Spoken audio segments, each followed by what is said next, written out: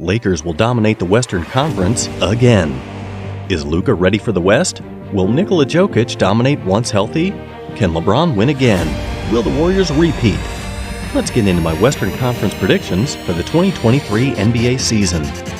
I'll start with the four teams I think will take 12 through 15. OKC, Spurs, Jazz, Rockets. These teams are rebuilding and won't be competitive this season. The Spurs traded DeJounte Murray for future first-round picks and Danilo Gallinari, 34. Donovan Mitchell and Rudy Gobert were traded for pieces and first-round picks. The Rockets are building around second overall pick Jalen Green. OKC Thunder could have made some noise this season, but their lottery pick and coach will miss the entire season with a foot injury when Wembanyama enters the 2023 NBA Draft. These teams won't win too many games, or they'll miss out on drafting one of the most hyped prospects since LeBron James. However, I now wish to discuss seeds 7 through 11. There are 5 teams competing for 4 available spots, but only 4 can play. As for the Timberwolves of Minnesota, I got them at number 7. They picked up an athletic stud in Anthony Edwards in the 2020 draft, and he's projected to be a first-team All-Star by 2023. In addition, when you add him to D'Angelo Russell, Karl Anthony Towns, and Rudy Gobert, you have a starting lineup with 4 All-Stars. 4 All-Star caliber players in their prime has historically resulted in championship success for a team. This group must be taken seriously. It remains to be seen how well this team works together on the court. However, finally, for the first time since the Kevin Garnett era, Timberwolves fans have a team they can legitimately cheer on. In the 8th spot, I was given the Lakers of Los Angeles. Last year's title favorites, LeBron, AD, and Westbrook, didn't even make it to the postseason. Assuming they can maintain their health, they will have a second chance this season. Even though he'll be 38, LeBron is still one of the league's best players. When fully recovered, Anthony Davis is a legitimate threat to the top 5 on any given night. Russell Westbrook, despite everything that happened to him last season, is still an athletic, reliable point guard. He can still have an important role to play if he plays to his strengths, improves his efficiency, and commits to defense.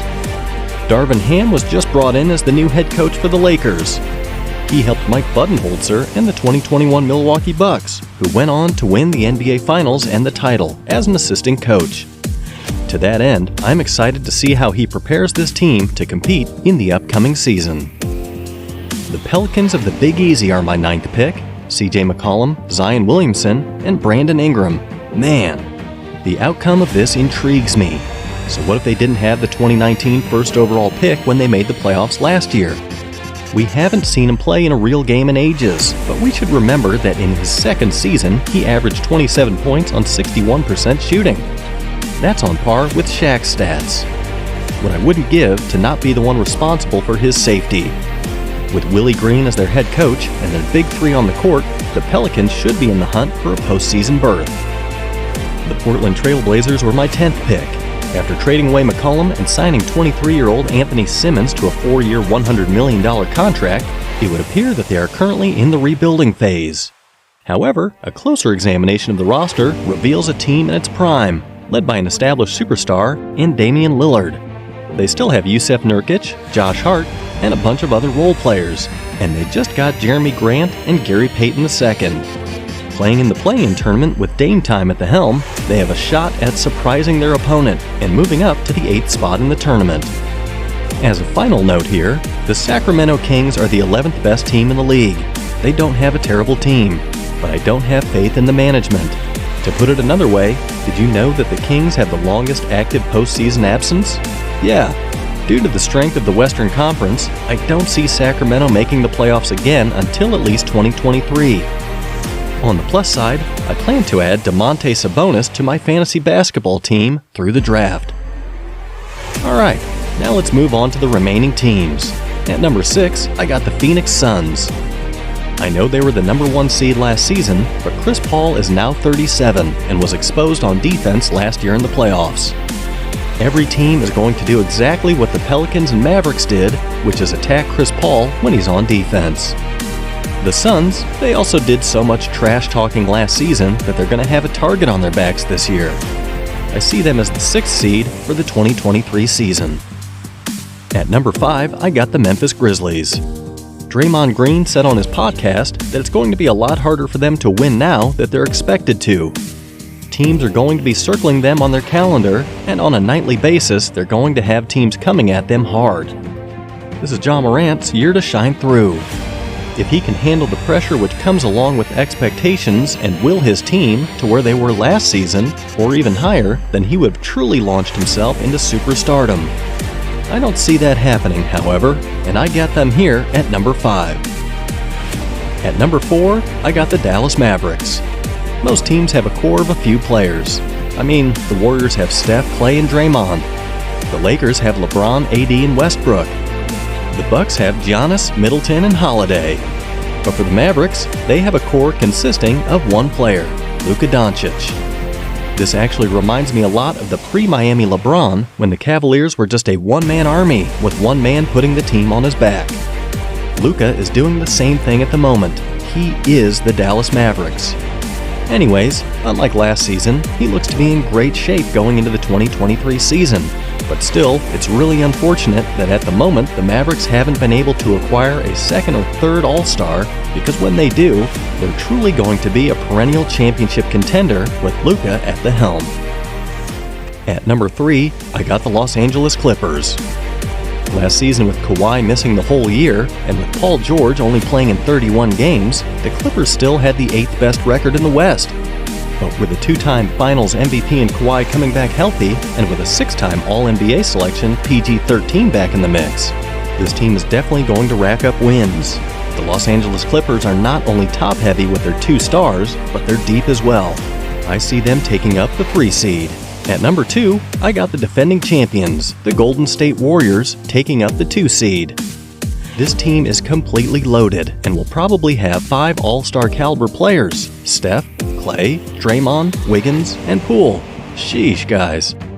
And the thing is, 3 of these All-Stars are going to be playing for a contract, so you know they're going to be giving it their all. The Warriors are going to have a bit of growing pains this season because they have to integrate Wiseman, Kuminga, and Moody into the rotation. But once they get over that hump, they're going to be a force to reckon with. This team has championship DNA. They got a top 10 player of all time, and their deep strength in numbers is officially back, and teams really can't take a break when they're facing the Warriors. I mean, they have a championship starting 5, then coming off the bench, they have 3 talented athletic and big lottery picks, led by a player who plays exactly like the 2015 MVP version of Steph. They're also being coached by Steve Kerr, who has 9 rings, 5 as a player and 4 as a coach. This Warriors team knows exactly what they need to do to win it all, and I have them as the 2nd seed in the West. At number 1, I got the Denver Nuggets. This team has 2-time reigning MVP Nikola Jokic. They got a healthy Jamal Murray who went toe-to-toe with Donovan Mitchell in the 2020 playoffs. And if Michael Porter Jr. can come back healthy, then sheesh. The Nuggets are a bit older now, and they'll be playing with a chip on their shoulders. A few years ago, they were playing with house money, but now they're a legitimate contender. In the 82-game regular season, they're going to dominate, and I see them taking the number 1 seed in the West. How are we doing so far? Are you agreeing with this list? I'll be discussing the Western Conference playoffs in the following section. During the series between the number 7 Minnesota Timberwolves and the number 8 Los Angeles Lakers, I predict that the Timberwolves will advance to the Western Conference Finals, thanks to the stellar play of Anthony Edwards. Then, in the game between the number 9 and number 10 seeds, I think New Orleans will prevail because Zion will use his dominance to outscore the Trailblazers. I have the Lakers edging out the Pelicans in a close play-in game because LeBron can't let his team miss the playoffs for 2 years in a row, not with Anthony Davis healthy and at the peak of his powers. Alright, it's time to start the postseason. For this reason, I predict that Nikola Jokic will have a monster series for the Nuggets and they will defeat LeBron and the Lakers in 6 games. The Warriors will then take on the Timberwolves. Anthony Edwards in Minnesota really couldn't have asked for worse luck. And while I think they can pull off an upset against the majority of teams in the league, I don't see it happening against the Warriors. I think the Warriors will take this series in 5 games because of their superior discipline and experience. Up next are the Clippers and Suns. Actually, this looks like a really fun show to check out. I mean, each side has its star players, its depth, and its competent coach. Yet, in the end, I see Kawhi and Paul George attacking Chris Paul on every possession, tiring him out to the point where he can't be effective offensively. That settles the matter. As for the series, I think the Clippers will win it in 5 games. Luka Doncic and the Mavericks will take on Ja Morant and the Jazz in the final first-round series. Luka is only 23 years old, but we've seen what he can do in pressure situations already. The guy, in 1 year, knocked off the defending champion. Prior to that, he nearly eliminated Kawhi and Paul George by himself. Even though Ja Morant will do everything in his power to help the team advance, I think the Mavericks will win in 6 games. The Western semifinals are up next, and the first matchup pits the Nuggets against the Mavericks. I don't think Luka can beat Jokic, Murray, and MPJ all by himself, no matter how good he is. Perhaps the most exciting series of 2023, I predict a tight matchup with the Nuggets emerging victorious after 7 nail-biting games. I'd love to see a matchup between Luka and Jokic, as both players are difficult to defend due to their exceptional skill sets. The Warriors and the Clippers will face off in the other semifinal.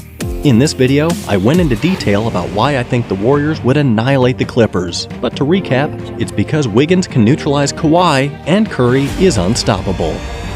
Even though Draymond Green has admitted that the Clippers are a threat, I still think the Warriors will take this series in 5 games. Now, the Warriors will take on the Nuggets.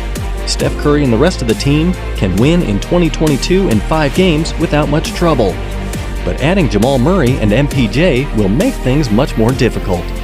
What if Jamal Murray continues his performance against the Jazz and scores 50 points in each of his next 3 games? To paraphrase a famous movie, prepare the popcorn. Matchup-wise, I see Steph Curry and Jordan Poole constantly attacking Jokic in pick-and-roll situations to create mismatches. To my knowledge, Wiggins is protecting Murray, and Draymond is watching over MPJ. The Nuggets' offense will be more well-rounded, in my opinion. Occasionally, they'll look to feed Jokic in the post, other times Murray will take control in pick-and-roll, and occasionally Porter Jr. will take on a more aggressive role. After a 4-4 tie in games, I predict that the Warriors will make adjustments similar to what they did against the Celtics and take games 5 and 6. This will put them back in the finals with a chance to repeat as champions. This is how I see the 2023 Western Conference playing out. What do you see? Let me know in the comments down below.